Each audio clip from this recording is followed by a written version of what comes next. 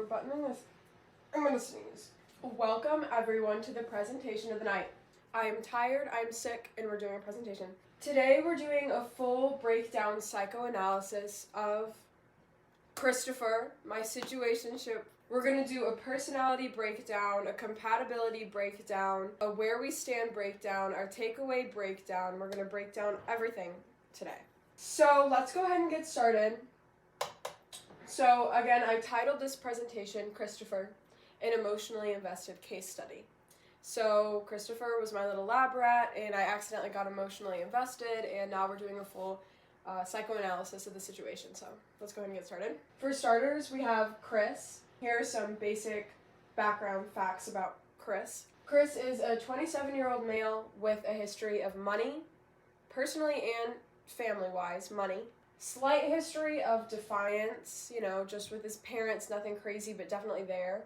And personally, I do believe he has possibly autism. Chris is a professional tennis player. That's what he does for work. He also has his master's in finance. So let's go ahead and do a quick personality strength and weakness breakdown for you guys. This personality strength and weakness breakdown is really going to answer my biggest question and my biggest revelation about Chris and our situation. Okay, so on the left we have skill level, aptitude, and then on the bottom we have this skill. Now, if we look at all these skills, we see that he scores above average very, very high. We got education, life experience, looks, sex, professional success. So these are the things that we know off the bat. Within 15 minutes of meeting him, all these things are abundantly clear. So obviously this gets me thinking, why is this man single? Why is this 27-year-old man who is up here with pretty much everything, every aspect of life above average, why doesn't he have a girlfriend? That's when I come to realize he is not only lacking in comparison to his other skills, but extremely below average in the interpersonal relationship section of his life. I'm not just talking romantically, I'm talking platonically, professionally, and romantically. Not only does Chris have no desire for any interpersonal relationship, I genuinely think he might be incapable of creating and maintaining meaningful connections with people. And like I said, not just romantically. He doesn't hang out with his friends. He doesn't have very many friends. He doesn't hang out with his family. He doesn't like his family. He doesn't like his coworkers. He never goes out. He just wants to be in his apartment. He cares deeply about nobody. And this is my biggest revelation, because obviously when I first met him, I see that he's great at everything. So I'm confused, and I'm trying to put it together like a puzzle, like he's so complicated and interesting and mysterious. I've come to realize Chris, he's not emotionally complex, okay? Chris fundamentally lacks the capacity to care deeply about others. He doesn't care about other people, anyone. He cares deeply about no one. He isn't able to. This goes back to the autism diagnosis, but also that's just who he is. So let's go ahead and move down to, we're going to start getting into compatibility and life differences. Obviously, off the bat, when you hear Chris is 26, basically 27 in a couple weeks, you hear that I'm 19. Obviously, it raises the question of our maturity levels and where we are in life, because as to be expected, we have very different maturity levels, but not in the way you might expect. Here is a graph of our maturity levels on a week. Any given week, this is how it looks. I might go a little bit higher in maturity at work and lower when I'm at home, but for the most part, baseline, I stay the same level of maturity. If we look at Chris, we see the extreme fluctuation in maturity level, basically at any given hour, at any given minute, his maturity level, which is fine, because that's just how Chris is. But the issue is, Chris and I really only get along when our maturity levels are equal. Chris and I don't get along when he's up here, and we don't get along when he's down here. So my maturity level's here. If Chris is acting immature, we don't get along. If Chris is acting too mature, we don't get along. If we're acting the same amount of mature at any given moment, then we're going to get along. So here's an example. This is a real text exchange within a day that we had. So Monday at 10 a.m., Chris texts me, "Did you pay and cancel the credit card?" I responded with, no, but I'm going to shortly. So here's an example of Chris being a responsible, mature adult. That would put him like up here, okay? Like this is an example of that. Then we see, like 12 hours later, I text him, do you still want to come over? He texts me, I think I'm dying. I say, are you sick? He says, I forgot to eat today, so I took a huge edible. I need water, but my stomach hurts. This is an example of when Chris is down here and I'm up here, okay? So this was the end of this conversation, and we did not end up seeing each other this night. We only get along again when we meet somewhere in the middle, okay, when we're kind of matching. But these moments, we don't get along, and these moments happen very, very often. Okay, so now we're going to move on to the next part. So the next part we have is a communication comparison. So communication is one of the two main factors contributing to not only our dynamic problems, but also his lack of interpersonal relationships, period. Here's a scatter plot. It might be kind of hard to see. On the left, we have communication skill level, okay? And on the bottom, we have your age. The general trend that we see here, the older you get, the better your communication skills get, okay? So, as you can see, the older you get, the better you get at communicating. If we look at Chris compared to other 26-year-old men and women in the general population, he is extremely below average. Extremely. And, again, I'm over here. I'm 19. Chris should be, statistically speaking, Chris should be able to answer the phone and have a normal adult conversation. He cannot. He is extremely below average. So, here's an example of Chris's lack of communication skills, and this is the first time it really happened, and you'll be able to see why it poses a lot of issues. Okay, so before Chris goes to work, he invites me over later that night. He says, after work, can you come over? Perfect. So Chris proceeds to have a really long, hard day at work. I text him, still okay for 8? Like, is it still okay if I come over at 8 o'clock? He proceeds to ignore me for 15 hours. For 15 hours, Chris ignores me instead of just saying, I had a long day at work and tonight's not the night. So I knew that he was ignoring me because he didn't want to see me because he had a long day at work.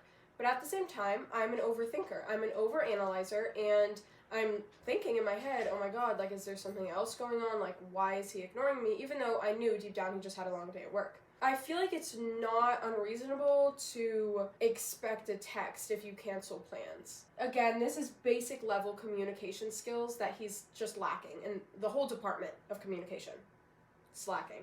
The next morning, 15 hours later, Chris texts me, fuck, sorry, put my head down and pass the fuck out. First of all, that's a lie, because he accidentally viewed my story. He didn't pass the fuck out, he was awake. So that made me a little bit annoyed. Also, the fact that he couldn't just pick up the phone and say I'm too tired. Okay, if you don't even want to say you had a long day at work, you don't have to just say no. This just kind of demonstrates his inability to communicate like an adult, which is really unfortunate because I'm also kind of lacking in the communication department. And, if both of us are lacking in the communication department, there's going to be some issues. I would even venture to say I'm a little bit above him in the communication department, and that's saying a lot, because I don't know really how to communicate very well. So, yeah, he wants to do adult things and also can't have an adult conversation. Quite frankly, it's annoying. But now we're going to jump right into the actual compatibility issues, where things start to really take a turn for the worse. Okay, let me move this. Okay, so here you're going to see a comparison of Chris and I, just like some basic facts about us, and you're going to see a lot of polar opposites going on. Now, when we first started talking, I really thought that this was adorable. I thought it was really cute. Really, it's just become an issue. First of all, I'm a big reflector, I'm a big thinker, I'm a big overanalyzer. Chris is not. I'm quite an optimist, surprisingly. I'm really just looking forward to being alive. I'm extremely talkative, and these three kind of go together. Basically, I'm an extrovert, okay? I like people. Now, we're going to get back to that in a second. Chris, first of all, he hates kids. He's also a pessimist. Again, I thought that this was cute at first. Optimist, pessimist, like, this is cute. But then it got to the point where he just complains all the time. I'm like, I'm so excited for work. He's like, I hate work. It's a horrible day. It's raining. It's cold. What the fuck? First, let me mention the video games and weed. Not only does Chris fundamentally lack the capacity to care deeply about others, he fundamentally lacks the capacity to care about anything. 2 things he cares about is weed and video games. Again, at first this is cute. I thought, he's just a quirky guy. No, it's not cute. It's really annoying. I'm an extrovert, Chris is an introvert. I like to be around people. I get energy being around people. Chris does not. He, his social battery gets drained very easily, no matter who he's around. He doesn't want to be around them. He wants to be alone in his bed, smoking weed, and playing League of Legends.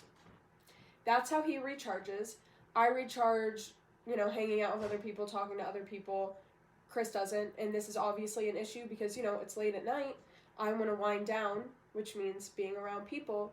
Chris wants to wind down, which means being alone, and that's fine. It's just, it doesn't really work. Here's where I start to get my feelings hurt a little bit, and where it went wrong. This is where I went wrong and misread everything. First of all, I want to preface this by saying, because I waited to have sex with Chris for a little bit, I assumed that we were, friends more than, in a romantic relationship. It was more of a friend thing for me. So my thought process and all of my expectations, I was expecting him to be like a friend. So that's issue number 1. I'm thinking, here's my thought process. We meet, we talk, we're friends. We fuck. There's some, we're friends that fuck, okay? There's an interconnection of friends that fuck. For Chris, it was we meet, we talk, we fuck. And then we're 2 people that happen to be in the same bed. There's nothing there. And I don't think that that's personal for me. He wasn't personally attacking me by this. This is just who he is. This is how he is with everyone. But obviously we had very different thought processes. Again, these are the expectations that I use when I'm making a new friend, when I'm getting close to someone.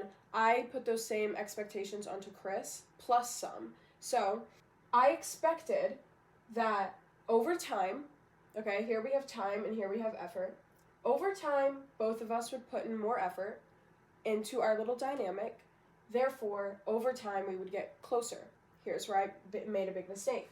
Because in reality, what's ended up happening is I'm putting in more effort. Chris is at the same indifferent baseline level that he was when we first started talking. Which is fine, but that means this is never going to go anywhere. Again, the man he fundamentally lacks the capacity to care deeply, to have interpersonal relationships, to have a relationship, period.